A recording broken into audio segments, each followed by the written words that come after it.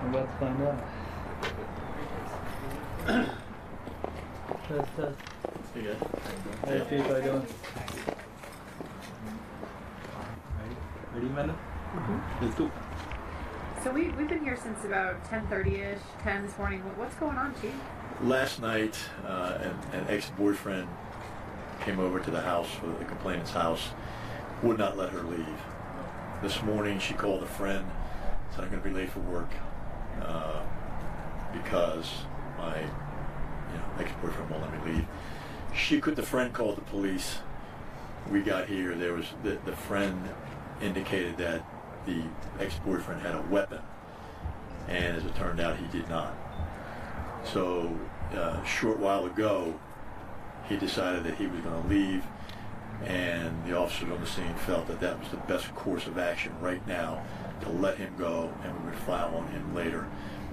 And I want to add to that the officers on the scene here did a great job, and the decision to let him leave was a great decision, and we can always file on him later.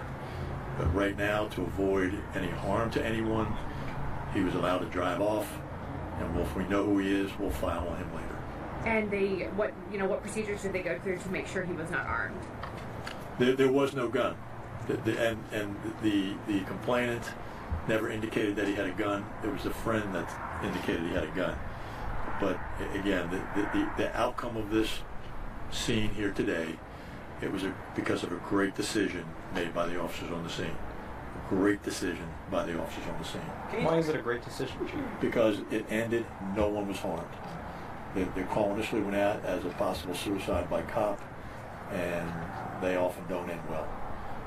This decision, even with that information, the officers made a great call by letting him leave. Did the ex-girlfriend say, did he lay a hand on her at any point? No one was injured.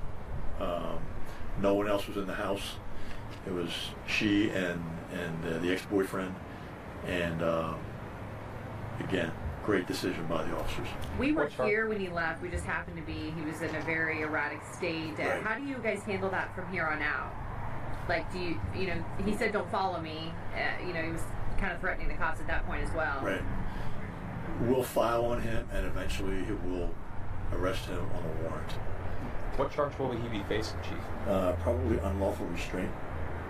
What was the exchange at the gas station with another truck? Do you have any info on that? I don't have any info on that. Last question. So the call came in as a suicide. Was it him that called in as far as? No, it was the friend of the complainant, and it came in as a possible suicide by cop. Do you know where this man is now, sir? I do not. Any other disturbances at this house, or has he been in your radar before? Don't know that yet.